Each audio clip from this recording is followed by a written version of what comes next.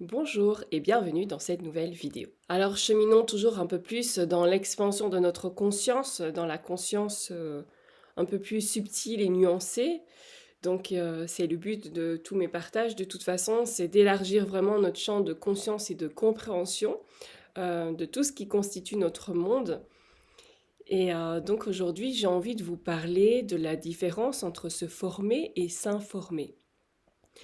Il y a quelques jours, je suis tombée sur une story d'une personne qui partageait des livres qu'elle était en train de lire.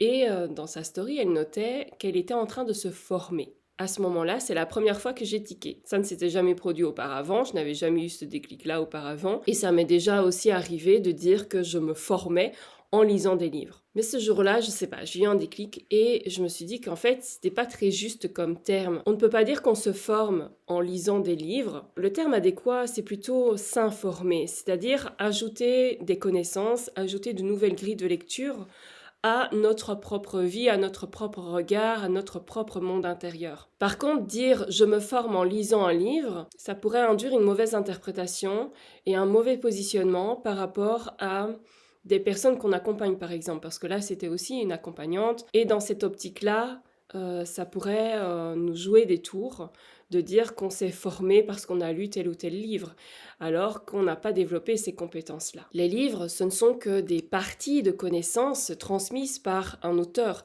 à travers sa propre façon de lire le monde, de lire une expérience, une situation. Et même s'il peut y avoir énormément d'éléments, mais ça reste une partie d'informations transmises par l'auteur. Ce n'est pas une vérité absolue à prendre pour acquis telle qu'elle. C'est en rapport avec l'expérience même de l'auteur. Même si cette expérience-là est très largement décrite, très détaillée et qu'elle met en lien différents éléments, ça reste quand même juste une information. Donc ce n'est pas une formation. Parce que je pense qu'aujourd'hui, vu l'explosion, et ça continue, des formations dans le milieu, pas de l'accompagnement, parce que les gens se forment à des outils, mais n'ont pas appris à accompagner l'humain. Et donc, certaines personnes, beaucoup en tout cas, vont continuer leur lecture, vont continuer à s'informer, mais plus dans l'optique de se former. Vous voyez, c'est vraiment très subtil cet amalgame-là, parce que ça pourrait laisser sous-entendre que la personne est compétente dans certains domaines alors qu'elle ne l'est pas, ou qu'elle a les informations suffisantes, mais qu'elle n'a pas en réalité.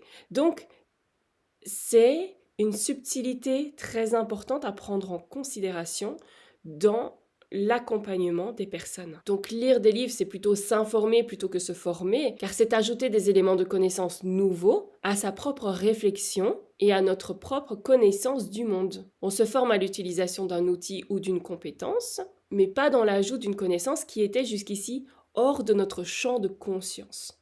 Donc ça, c'est vraiment des éléments subtils, en fait, pour vraiment aller explorer encore plus sa conscience différemment. Si je vous partage tout ça, c'est parce que c'est très important de pouvoir modifier un peu notre façon d'accompagner les gens. Donc là, je m'adresse un petit peu aussi aux accompagnants parce qu'il y en a beaucoup et il y en a beaucoup qui veulent exercer avec leurs outils. Et donc, c'est important de faire la différence et c'est important d'aller travailler différents aspects de notre être, mais aussi d'amener un champ de compréhension différent.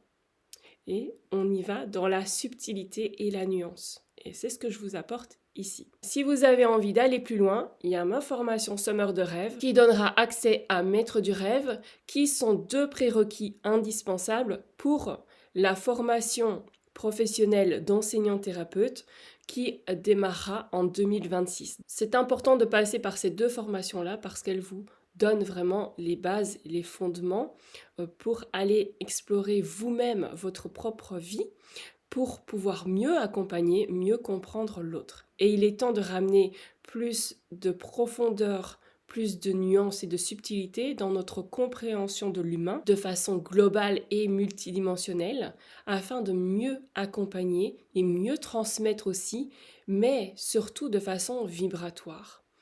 Voilà, donc c'est tout ça qu'on va explorer dans cette formation et dans ce cursus professionnel, mais ça demande vraiment d'aller réexplorer autrement toutes nos fondations pour pouvoir repartir avec un niveau d'exigence personnelle et professionnelle différent que ce qui se fait aujourd'hui.